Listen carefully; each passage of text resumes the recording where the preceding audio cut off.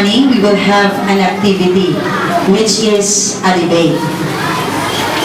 As the new President, His Excellency Rodrigo Duterte, taking his authority over as chief leader of our country, and one of his platforms of government is to eradicate crimes.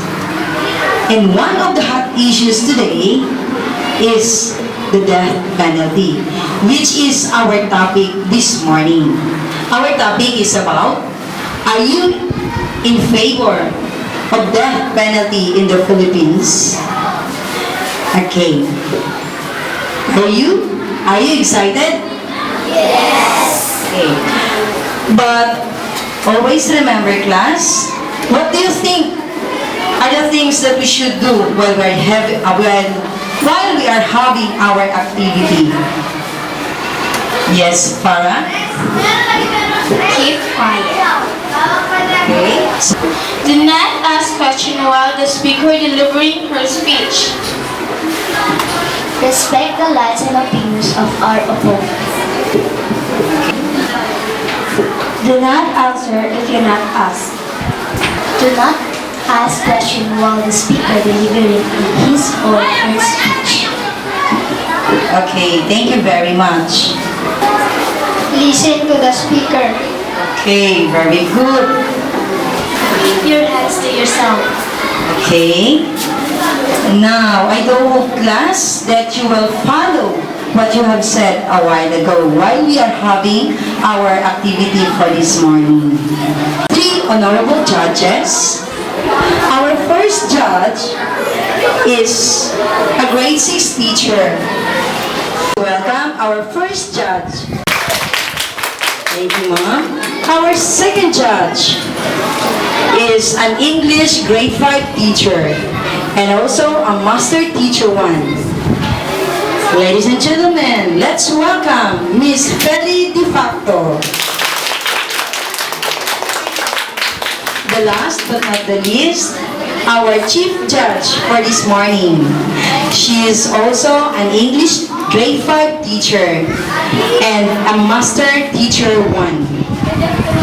Ladies and gentlemen, let's welcome our chief judge for this morning, Miss Cybel Jolie Takogi.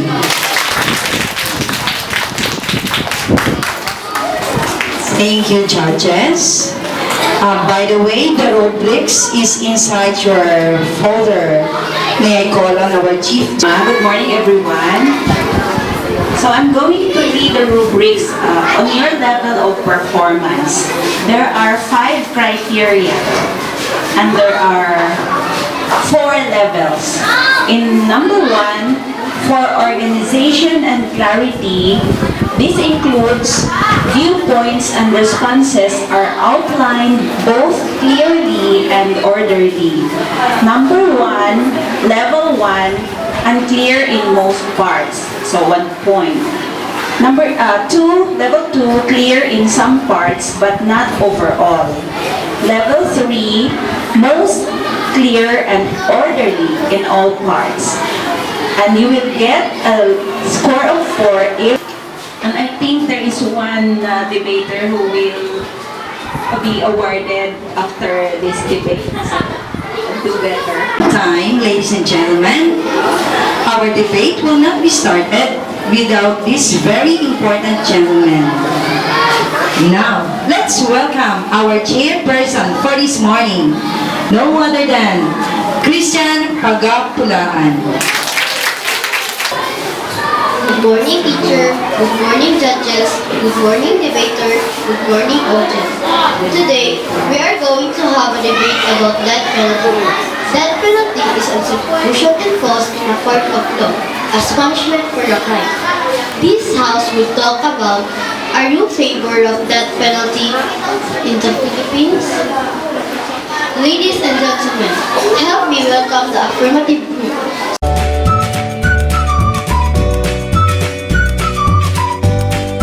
Thank you, speakers.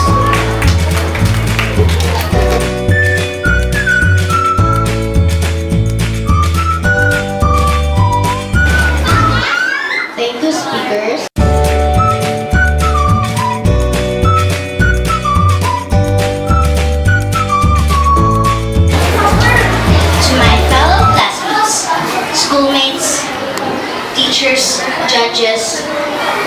Listen everyone. Hi, I am John Shelbrab, the first speaker of the affirmative. Ladies and gentlemen, good morning. Death penalty. Are you favor for the death penalty of the Philippines?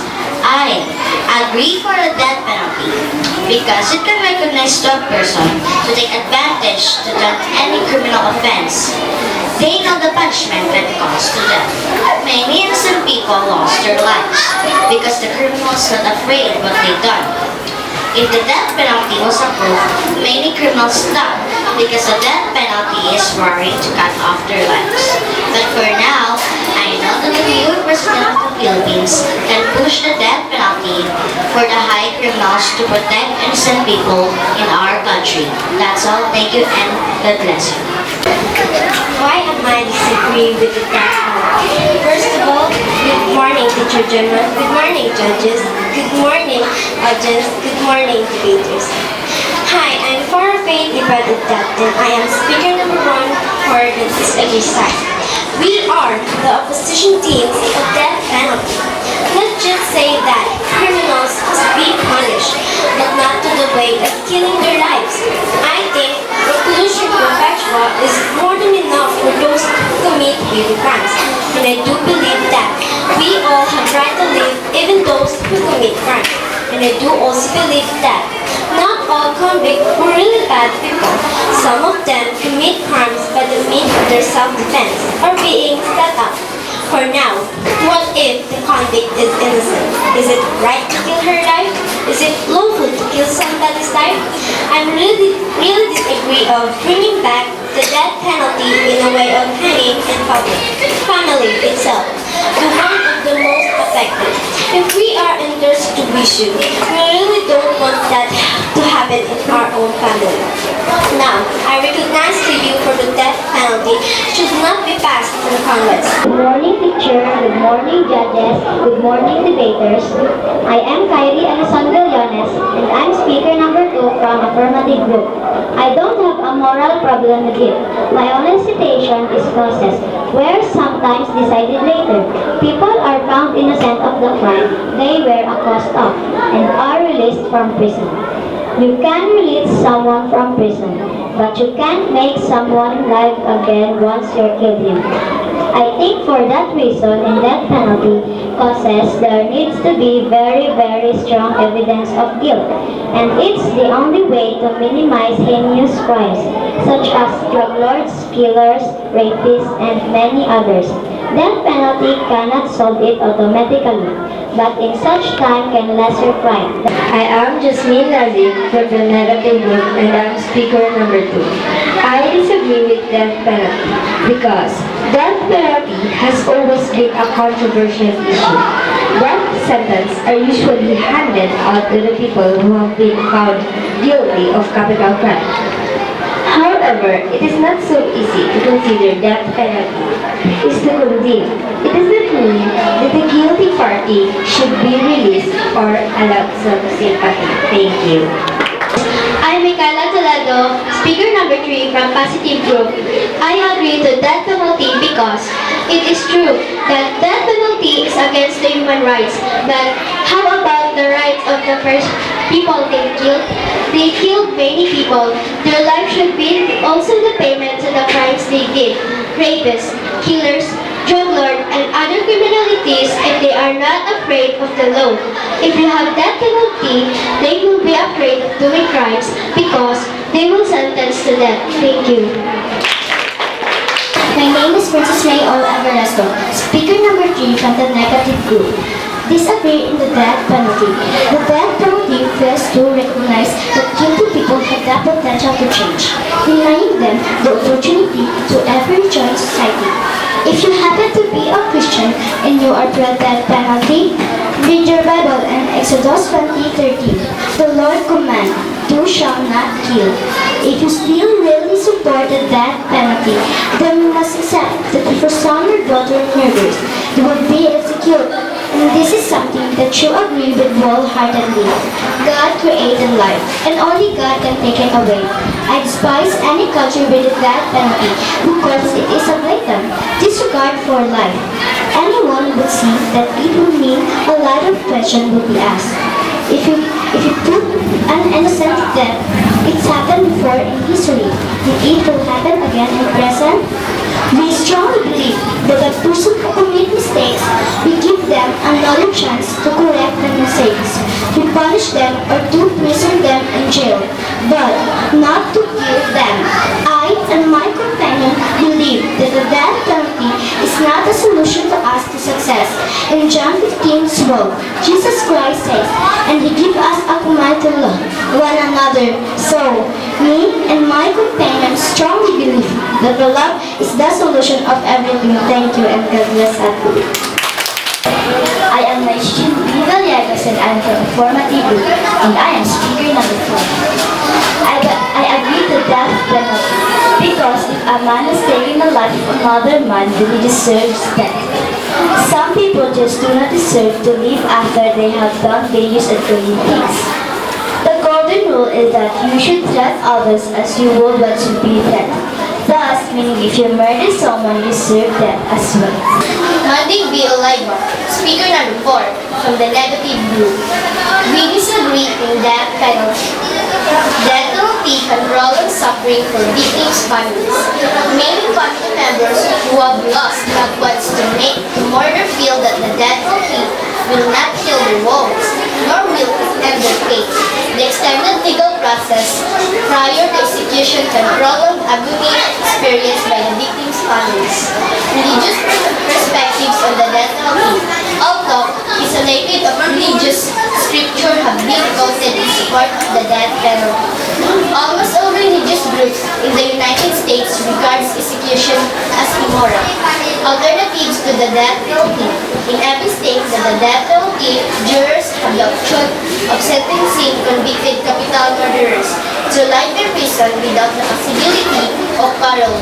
The sentence is cheaper to taxpayers and keeps violent offenders off the streets for good. That's all, thank you. I am Fabi Jamie Candelasa, and I am the fifth speaker in the affirmative group. Me and my group know that we need the death penalty in our country because those who rape and kill are seeking justice. Their lives are not refunded. The killer must also die because the life of others is ignored. If they kill an innocent man or woman, they should also kill the person who killed him. And if they rape and kill the young woman, they should also turn off those who have done it to him. Because nothing can better grasp the child. How would it feel if a close sibling, friend, or even a friend were murdered? And for punishment is to be given food and a place to stay on the account of tax money. One would probably agree that the death penalty is the only way to punish this killer. One should also agree that the only way to punish all worthless murderers is via death penalty. Capital punishment is just. It deterrors crime, and it shows high regard for human life. That's all. Good morning everyone, I am speaker number 2 in negative group. Our former President Davao Mayor Honorable Mr. Rowan Duterte may announce the death penalty is the one who lessens our crime here in our country. Well, for me, I disagree with death penalty because this is the biggest sin to us. Fellow Christians, do you agree in death penalty? For me, no I won't. Because our church said that in our Bible stated that you should not kill. If you are accused and the punishment is death penalty and you are innocent, would you prefer to die? There's a lot of chances. We're all human. We're not all perfect. They want to be approved the death penalty so that our criminals may accuse and die with no chances. Judgment is not here, but in heaven. God is a good God. Remember, we're all sinners, but He loves us than He loves Himself. He gives chances, not only 1, 2, 3 chances, but only chances. So let's move and shout, the death penalty will not be posted again in our country, Philippines. I thank you.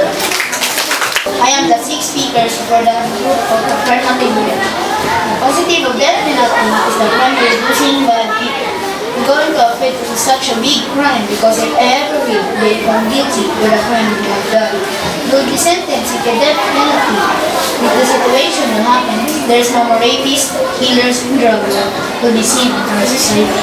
So therefore, there is now a peaceful in our society. I disagree in that penalty because God created life and only God can take it away.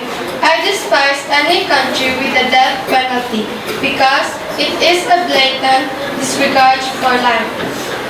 Anyone would say that it would mean a lot of questions will be asked if they put an innocent to death.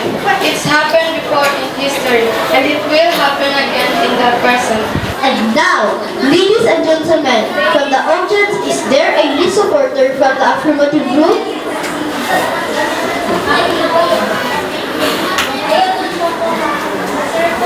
Good morning, everyone. I am Roxy B. Mansueto. My opinion is, I do support the death penalty. Crime is everywhere. Wherever we look, we find criminals and crime. Criminals have become a part of our daily lives. Does this mean we let them be the darkness of our society? No, definitely not. Eliminating crime and criminals is our duty and we cannot ignore it. Getting the rightly accused to a just punishment is very important. Some criminals commit a crime because they have no other option to survive, but some do it for fun. Thank you. Thank you, audience. Some more opinion from the audience? I am Patricia Talino. I support the negative group. My opinion is I'm opposing the death penalty by men's. I'm harmony rights the privacy of their family. I think will really reflect to their family. Good morning, everyone. I am Dayan B. Gandilio. My opinion is, I agree to use the death penalty because I think the criminal should be aware of the fact that if you commit a violent crime, then the society will put you down. We'll have to live by the law of the land, not the law of the jungle. Yes, I think Texas is on the right track to execute prisoners. Although I would like to see more brutal punishment than just going to sleep. Bringing back hanging would help. Imagine, if you were to convict that head just out of the heads of some people and use them for bowling balls. Thank you. I am Naifa Silingas and I support the negative group. This is my opinion. I don't agree with the new style of death penalty because death penalty is not a solution to criminality. What differs criminality is faithful and diligent, enforcement of laws and due administration of criminal justice system without fear or favor. Thank you. I am Josephine Micaela Espigole from Affirmative Group Supporters. My opinion is, I agree with death penalty. The reason why I agree with death penalty, first, we don't need to think about the rights of criminals because they already abuse the rights of victims. Second, after abolishing death penalty leads to more crimes. Since 1997, our country's substantive executing and crime frequency is increasing more and more. Thank you. I am Jessica Pima Bulay. I am support the negative group. My opinions is those who believe that deterrent justifies the execution of current offenders. We are the burden of proving that the death penalty is a deterrent. The overwhelming conclusion from years of deterrent studies is that the death penalty is best, no more of a deterrent. Thank you. Why it is not easy to consider death penalty? Anyone from the negative group who would like to answer?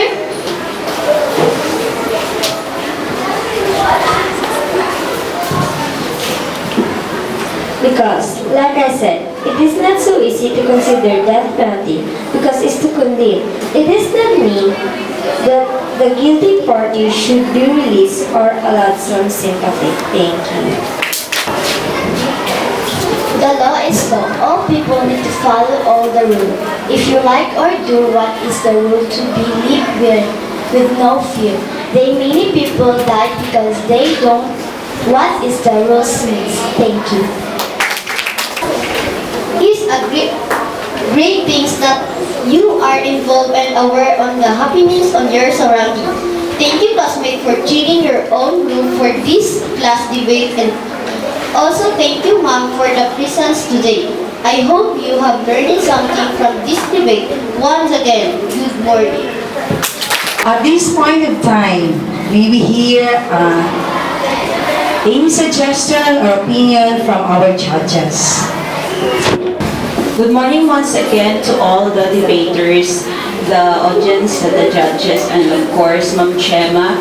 What I learned from this debate is that you pupils are already good in presenting your ideas, and I would like to remind each one of us that whether there is death penalty or not, in our lives, we should always choose the good. If we choose the good, there is no penalty for us, just rewards. So, there is an announcement that one of you will receive an award for doing good in presenting yourselves. Following the rubrics, presenter of the negative side.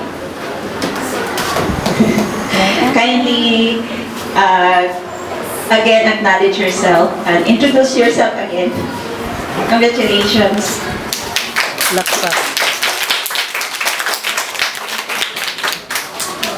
Thank you for Teacher GEMMA For the award. for the award for this day, and thank you very much. Lakpak. Thank you and congratulations, Farah. For those who are not lucky today, better luck next time.